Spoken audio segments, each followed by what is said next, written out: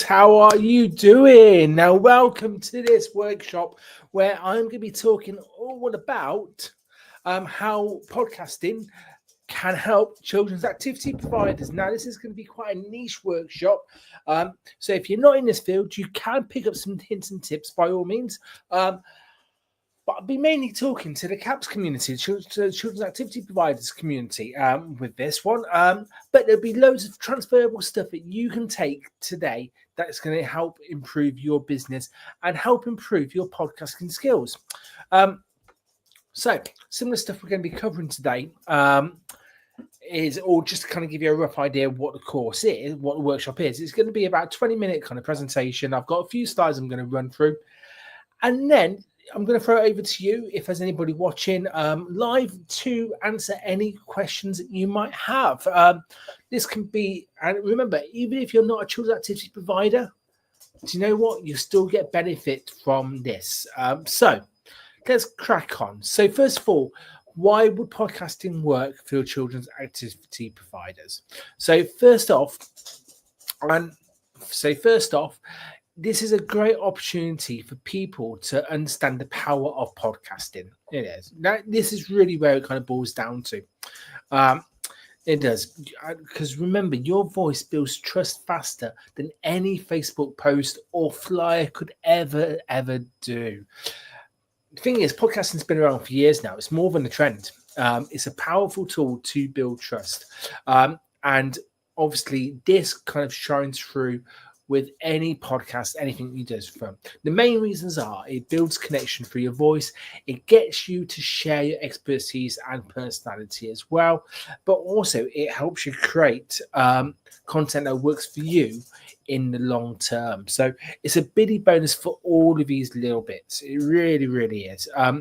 So they're just some of the reasons why podcasting would help you with your children's activity providers kind of business.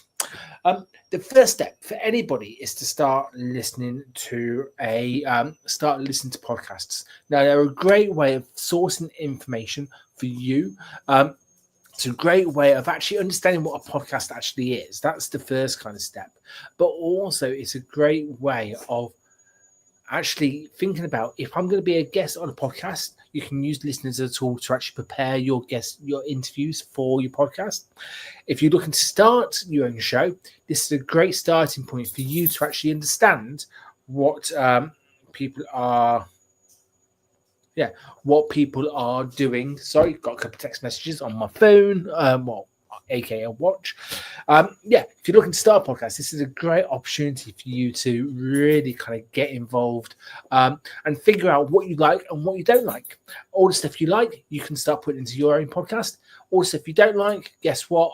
You won't even touch it. It's fine. It's all good. So listening to podcasts are so beneficial. So regardless of what you're looking for, if you're just looking to learn or be relaxed and be educated, happy days, you can do that. If you're looking to become a guest on the show, you can use it as a research tool. And if you're looking for a way of learning what you want your podcast to sound like, it's a great research tool as well for starting your own podcast. You've also got a chance of not just listening to podcasts, not just having your own podcast, but being a guest on other people's podcasts. Now, as a children's activities provider, you've got a wealth of knowledge in terms of your field that you're in, but also you've got a wealth of knowledge in terms of running a business, connecting with people, engaging with people, the processes behind the business. You've got experience of all of those things. So being a guest on a podcast is a fantastic way of, first of all, telling people about those ideas and sharing those stories and also sharing your experiences. But also, it's a great way of getting in front of new audiences as well. And you'd be surprised the amount of people who don't think of being a guest on a podcast as a viable way of getting into podcasts. It's a great way. It's less time extensive than having your own podcast, and you get so much benefit because you are in front of potentially a new audience as well, which is great. So be a guest on the people's podcasts. This is a question I get asked a hell of a lot: is what will I talk about? What would I talk about on a podcast, especially in this kind of field? Because a lot of people don't understand how much content they've actually got, and they've got a lot of content to play with. You've got a lot of content to play with. So really, when it comes to your messages, I suppose, honing your messages, what you want to do is you want to start. I'm just making sure I've got the right notes in front of me. And I can't see it. I can't see it at all. Where is it? My bad. So what you want to do is you want to really start with what you already know. So talk about your most commonly asked questions that people ask you, whether it's routines, confidence, social skills, class prep, whatever topics you get asked the most, start with those. It's your frequently asked questions. These are topics that are great for short, sharp, punchy episodes and really helpful with your content as well, because you're going to be answering questions that people ask you. Also, think about creating content that supports parents and not just promote your classes. We don't want you to go to the sell. I'll go into that in a bit. We want you to offer practical tips that's going to help people, insights and encouragement. You want your listeners to feel supported, and then that way they're more likely to trust you and book in. But also, you don't be afraid of mixing up the episodes as well. So try solo episodes. Try questions and answers episodes. Try interviews with parents or experts, or even seasonal content if you've got a seasonal business. For example, how to keep your kids active in the winter, in the summer.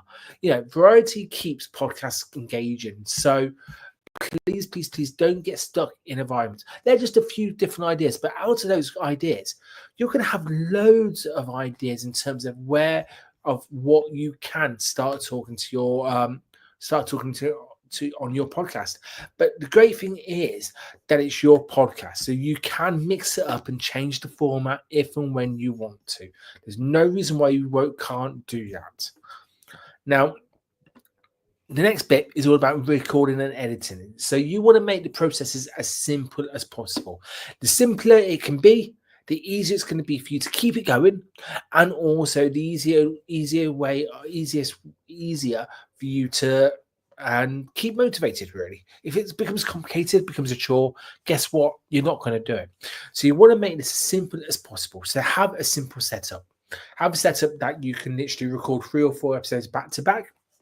Batch recording is a great way of making sure that you've got content in the bag. So if you are releasing them every week, you've got a couple of weeks ahead of yourself. Make sure the editing is as simple as possible. You might want to put a bit of music at the start and a bit of music at the end. You might want to take the ums and ahs out of it, but you can use AI to take the ums and ahs out of it, which cuts the editing time down so much. You don't have to do video if you don't want to. You can just do audio, which makes it, again, a quicker process to have. And how your setup might just be you talking on your phone, recording like that to start off with. That's how I started 12 years ago. It's absolutely fine to start small and get better over time. And not even get better, but improve your equipment. So when it comes to editing, recording, don't use technology to be a barrier. Just make it as simple as possible for you to crack on. You want to make sure you're keeping it safe, friendly, and fun.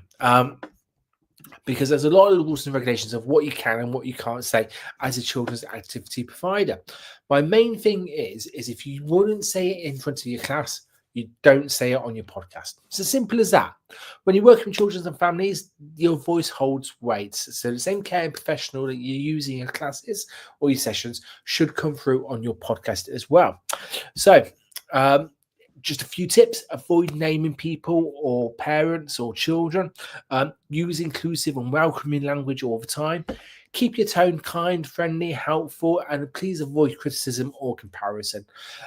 It's not up to you. You don't need to critique people. So there's no need for you to kind of critique them.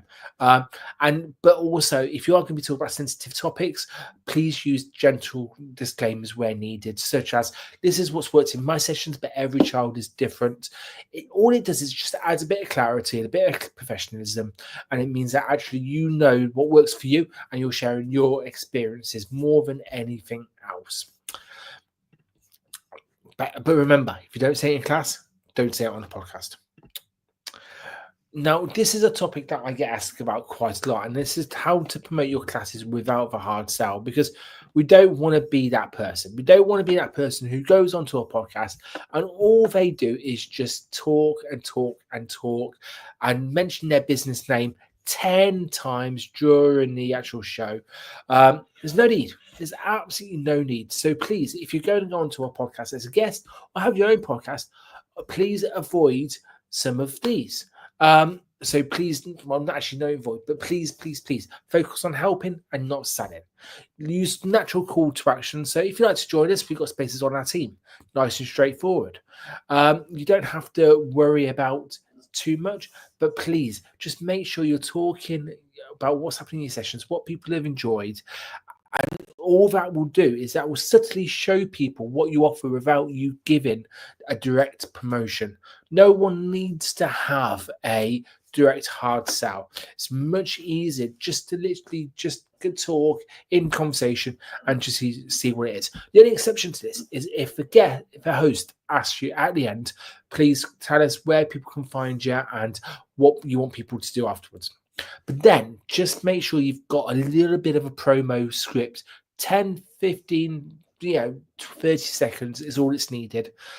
So for instance, here's one I made slightly earlier. So we've got new sessions starting at your podcasting toolkit or at Grow Radio, and we'd love to welcome you and your little one. Just head to our website to find out more and book a free trial.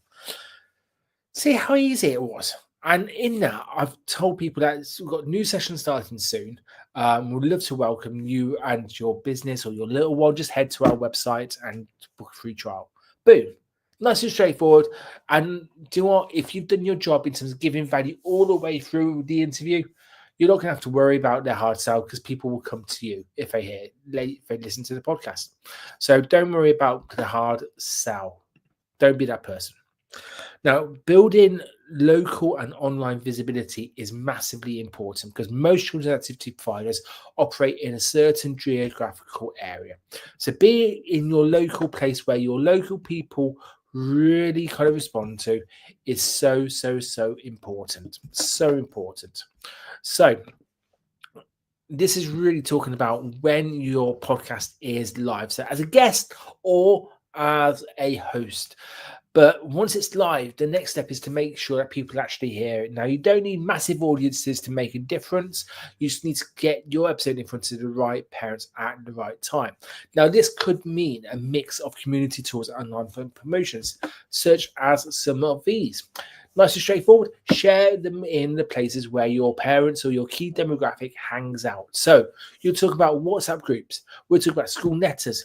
We're talking school newsletters even. We talk about Facebook groups. If you start with those three places, share it in a couple of Facebook groups where you know your parents are.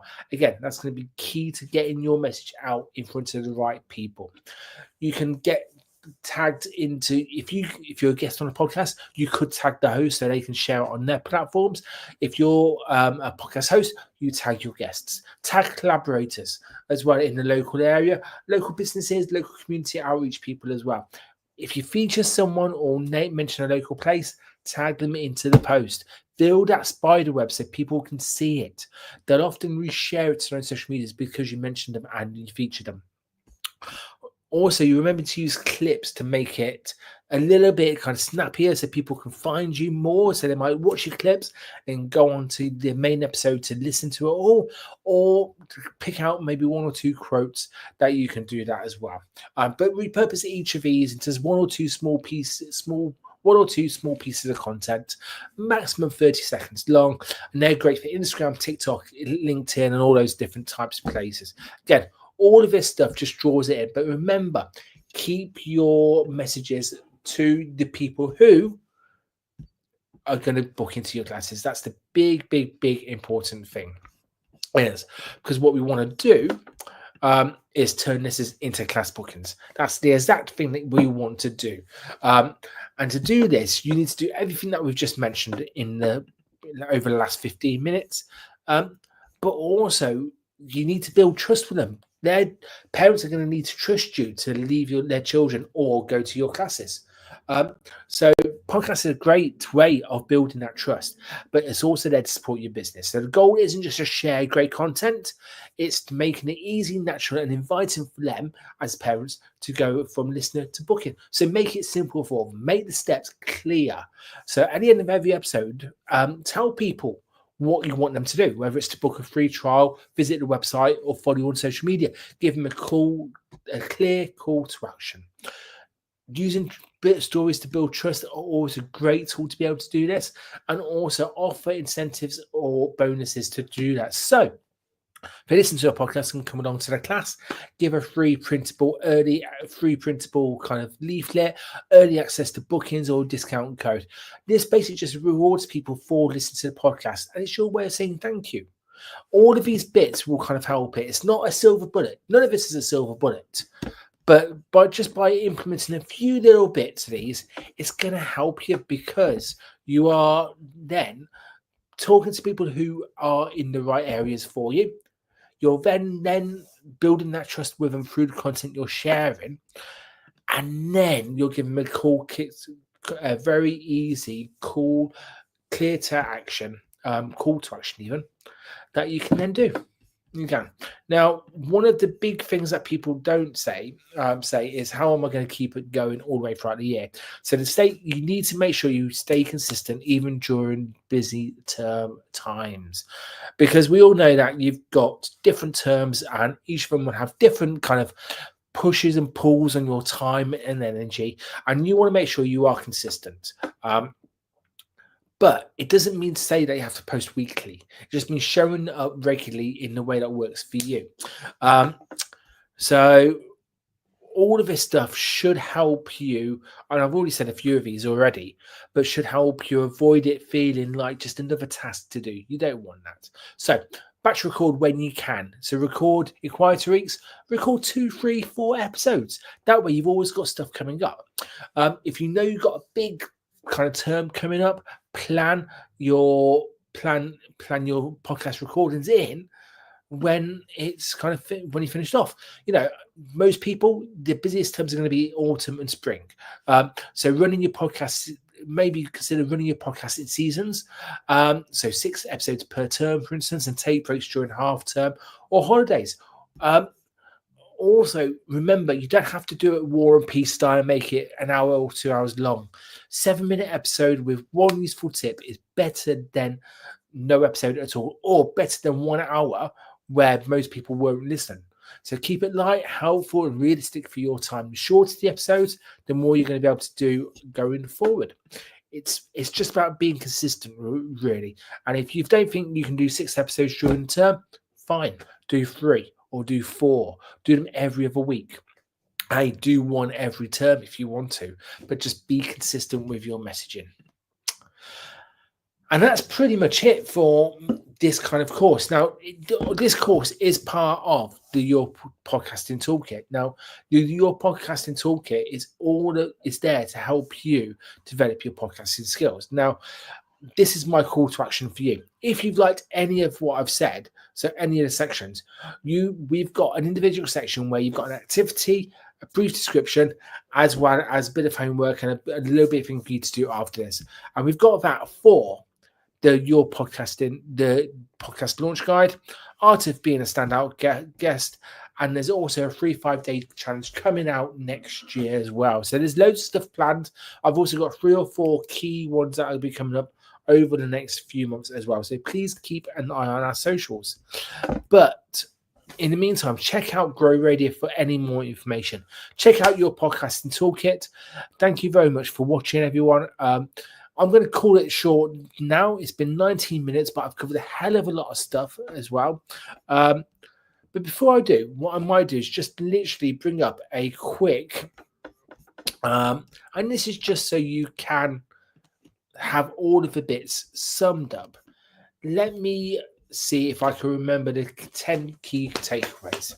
Let's give it a go. So, what I want you to do is to,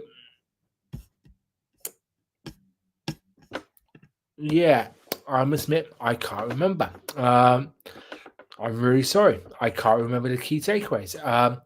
I don't seem to have them wrote down. But in a nutshell, what we want to do is I've got them. I have. So, just to kind of quickly recap, your voice builds trust. See, this is seamless, absolutely seamless. But remember, your voice builds trust. Listening becomes before launching, so start tuning into podcasts. Guesting is a great first step in stepping into the world of podcasting. And remember, when you think about what content to share, you've got all the content you will ever need. Every parent question, stories from classes, seasonal tips can make an episode really, really easy. Choose recording equipment that works, that is really simple to use. And remember always to be kind, safe, and family friendly. You don't know who's listening in the car while their parents is listening. Promotion should just feel like a natural conversation. And visibility is always about consistency. It's never about just showing up in one place just once. Show up in your local groups, newsletters, social media. Start small and then stay present all the way through. Remember, your podcast should turn listeners into bookings with a clear call to action, and consistency is realistic when you plan. So work in seasons, batch record, or create short episodes. It all counts.